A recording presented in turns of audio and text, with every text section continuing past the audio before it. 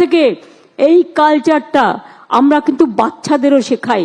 তার কারণ আমি বলি সর্বধর্ম, মনে রাখবেন ধর্ম যার যার আপনার, উৎসব কিন্তু সবার, আপনার আমার সবার। তাই সব উৎসবেই কিন্তু আমাদের উৎসব। আমরা পুজো স্থানগুলো কিভাবে ইমপ্রুভ করছি, যেমন আমি মাঝি থান বললাম, জাহের থান বললাম, আমি গুরুদুয়ারাও যদি আমাকে কখনো বলে, ওরা নিজেরাই করে, যদি কখনো বলে সেটাও আমার ইন্টারেস্ট আছে। এই রকম ধরে নিন খ্রিস্টানদের গ্রেভিয়ার্ড থেকে শুরু করে সেন্ট জেভিয়ার্স ইউনিভার্সিটি আমরা জায়গা দিয়েছি। স্বামী বিবেকানন্দের শিকাগোর রেপ্লিকা হিসেবে আমরা জায়গা দিয়েছি, প্লাস 5 কোটি টাকা দিয়েছি। এইখানে পুরো এডুকেশন হাব আছে। প্রেসিডেন্সি ইউনিভার্সিটিকেও আমরা জায়গা দিয়েছি, ও পাশেই কলকাতা ইউনিভার্সিটিকেও আমরা জায়গা দিয়েছি। মনে রাখবেন এই যে আদিবাসী ভবনটা দেখছেন না, এটা আমরা তৈরি করেছি। দেখুন তো ভবনটা কত ভালো। অনেক গ্রামের লোক জানে না, আদিবাসীরা যখন আসে তাদের থাকার জায়গা থাকে না, এটা তাদের ঘর। তাদের যখন সাংস্কৃতিক অনুষ্ঠান থাকে থাকার জায়গা ছিল না, সেই জন্য এই ভবনটা আমি নিজে তৈরি করি। ট্রাইবেল ডিপার্টমেন্ট যখন আমার আন্ডারে ছিল, আমি মিউজিয়াম আছে ভেতরে, কমিউনিটি সেন্টার আছে, থাকার জায়গা আছে, আমার খুব ভালো লাগে।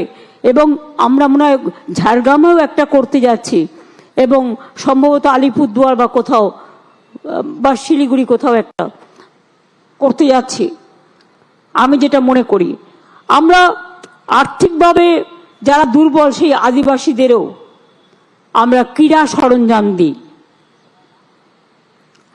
এছাড়াও আমরা যেটা বলছিলাম পুজো স্থান করিনি, দক্ষিণেশ্বর স্কাইওয়াককে করেছে, লাইট অ্যান্ড সাউন্ড। স্বামী বিবেকানন্দের বাড়ি বিক্রি হয়ে যাচ্ছিল, পুরো আমি এটাকে অধিগ্রহণ করেছি আমাদের সরকারকে দিয়ে। এটা মনে রাখবেন কলকাতা কর্পোরেশন আমাকে অনেক হেল্প করেছে। এটা আমাদের টাকায়, রাজ্য সরকারের টাকায় স্বামীজির বাড়ি, মনে রাখবেন ইন্টারন্যাশনাল প্লেস অফ রিলিজিয়ন্স, সেটাকে আমরা অধিগ্রহণ করেছি। দার্জিলিং এ ভগিনী নিবেদিতার যেখানে মৃত্যু হয়েছিল, ওটা চলে গেছিল বিমল গুরুংয়ের হাতে। আমি গিয়ে একটা ইউথ ফোর্সের বাড়ি দিয়ে ওই বাড়িটাকে রেস্টোর করে রামকৃষ্ণ মিশনের হাতে তুলে দিই। এখানে সিস্টার নিবেদিতার বাড়ি কলকাতায় 3 বার গিয়ে আমি রাজি করিয়ে, তাতে রাজি হয় না। 1 কোটি টাকা দিতে চেয়েছিল কর্পোরেশন, শেষকালে আমাদের ওটা অ্যাকুইজিশন করতে হয়েছে। কোর্টেও গেছিল, কিছু করার নেই, এগুলো ট্র্যাডিশনাল। মায়ের বাড়ি কম্পেনসেশন দিয়েছি আমরা। মায়ের বাড়ি কেউ ঢুকতে পারতো না, আমি নিজে সমস্ত হাউস টাউস তৈরি করে দিয়ে প্ল্যান করে আজকে দেখবেন মায়ের বাড়ি, এটা বাগবাজারের ওখানে আছে, তাই তো? বাগবাজার না শোভাবাজার? শোভাবাজারের ওই ওখানে। তো ওখানে দেখবেন এখন ইজি মায়ের বাড়িতে ঢুকতে পারে লোকে, কত খুশি ওরা। এগুলো জানবেন না। ममता बनर्जी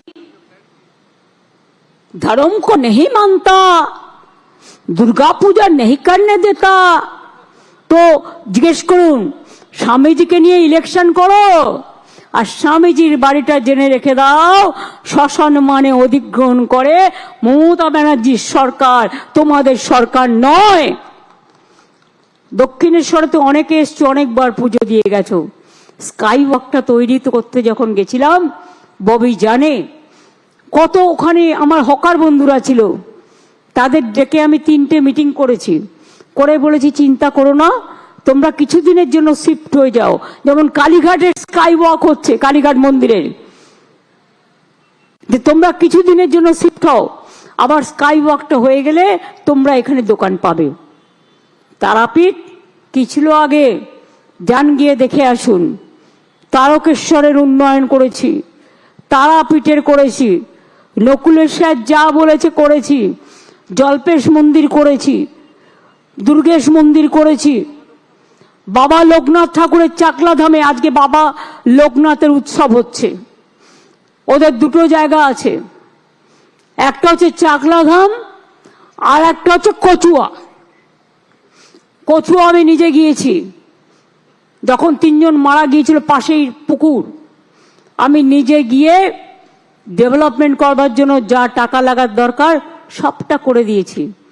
কচুয়াতেও অনেক টাকা দিয়েছি, ওরা আমাকে আজকেও যেতে বলেছিল, আমি 2 জনকে পাঠাচ্ছি। চাকলাতেও, চাকলা ধামের কথাই বলছি, চাকলা ধামেও গেস্ট হাউস থেকে শুরু করে সবটাই আমি করে দিয়েছি। ওরা আমায় খুব ভালোবাসে এবং ওরা আমাকে আজকেও যেতে বলেছিল, কিন্তু একদিনে এত প্রোগ্রাম থাকা অবস্থায় আমি যেতে পারিনি, বাট আমি ভবিষ্যতে চাকলা ধামে নিশ্চয়ই যাব।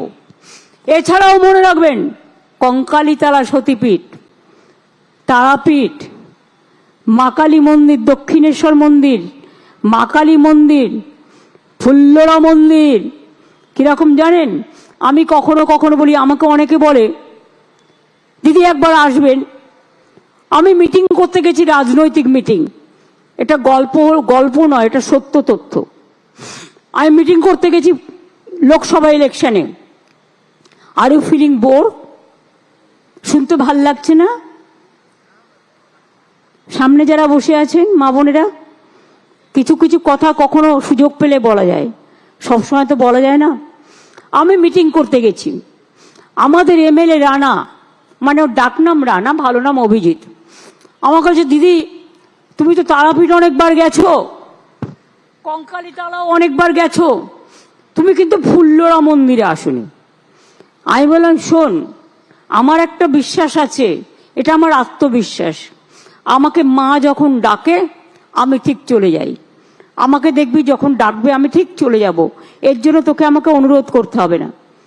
কি আশ্চর্য দেখুন, আমি মিটিং করে হেলিকপ্টার ধরতে হেলিপ্যাডে যাচ্ছি, আমাকে তখন রানা বলছে, দিদি ওই দেখো ফুল্লরার মন্দির তোমার হেলিপ্যাডের পাশে।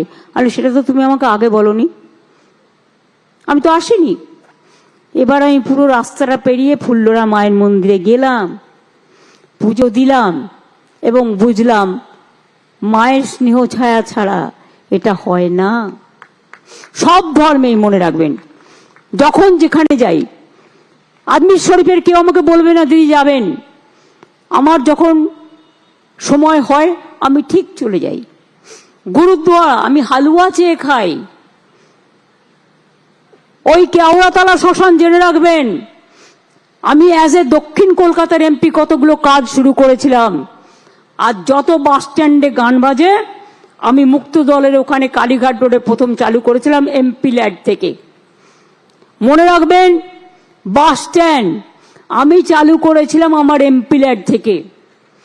মনে রাখবেন, এই যে শ্মশানের উন্নয়ন আমি চালু করেছিলাম আমার এমপি ল্যাডের টাকা দিয়ে। তখন আমি যেতাম কেওড়াতলা শ্মশানে ইলেকট্রিক চুল্লি দেখতে, একটু জল পেত না লোকেরা, কত লোকেরা কষ্ট করে আসতো, গলা শুকিয়ে যেত, 1 ফোঁটা জল ছিল না, 1 ফোঁটা বসার জায়গা ছিল না, একটু আলো ছিল না, ইলেকট্রিক শ্মশানও ছিল, চুল্লিও ছিল না।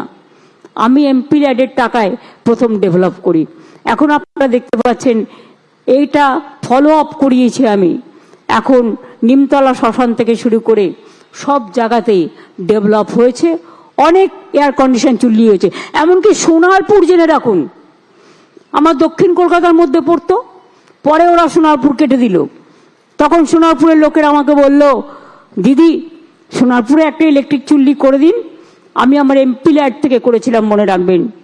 সুভাষগ্রাম ময়দান, আমি যখন সুভাষগ্রামে গিয়েছিলাম সোনারপুরে, নেতাজি সুভাষচন্দ্র বোসের একটা বাড়ি আছে ওখানে, যেখানে উনি অনেক দিন ছিলেন। আমি গিয়ে সুভাষগ্রাম স্টেশন ভালো করে দিলাম যখন রেল মিনিস্টার ছিলাম, এবং ওই ময়দানটা ভালো করে দিলাম, রাস্তাটা ভালো করে দিলাম। এগুলো আমার মনে থাকে। ঈশ্বরচন্দ্র বিদ্যাসাগর, যিনি আমাদের অ শিখিয়েছেন, অ্যালফাবেট শিখিয়েছেন, আজকে দেখবেন গিয়ে কি সুন্দর একটা তোরণ হয়েছে, দেখে মন জুড়িয়ে যায়, এত সুন্দর হয়েছে। আমরা পুরীতে, আমরা দীঘায় পুরীর মতো জগন্নাথ মন্দির করছি, হাইট কিন্তু এক এবং জায়গা তার থেকেও বড়, কিন্তু আমাদের মার্বেলের ঠাকুর। কিন্তু মনে রাখবেন, আমরা কিন্তু ট্র্যাডিশনালি কোনো ডিসরেসপেক্ট করি না, তাই আমরা ছোট্ট দেখে একটা নিম কাঠের ঠাকুরও তৈরি করেছি। সেখানে পুজোটা হবে। আর বড় ঠাকুরটা ওই একদম পুরীর জগন্নাথ মন্দিরের সাইজে সবটাই হবে। বিরাট ভোগঘর করে দেওয়া হয়েছে। তাছাড়াও আমরা চৈতন্যদেব, যিনি নামগান প্রতিষ্ঠা করেছিলেন, শান্তির ধাম, যিনি পুরীতে গিয়েছিলেন, মারা গিয়েছিলেন, এবং যার নামে ওখানে স্বর্গদ্বার আছে, আমরা দীঘায় একটা ওই জগন্নাথ মন্দিরের সামনে চৈতন্য দেবের নামে একটা বড় তোরণ বানাচ্ছি, এবং সেখানে চৈতন্য দেবের একটা স্ট্যাচু থাকছে। ওটার নাম দিয়েছি চৈতন্যদ্বার। আমার সব কাজই প্রায় কমপ্লিটের মুখে, কিন্তু আমাকে একবার যেতে হবে, চিফ সেক্রেটারিকেও যেতে হবে, দ্বিবেদীকেও যেতে হবে, কারণ আমাদের একটা ট্রাস্টি তৈরি করতে হবে। যেভাবে চলে, পুরোহিত কারা পুজো করবে, ভোগ কারা তৈরি করবে, এবং পুরোটা কমপ্লিট হয়েছে কিনা, ইনকমপ্লিট জিনিস আমি করব না।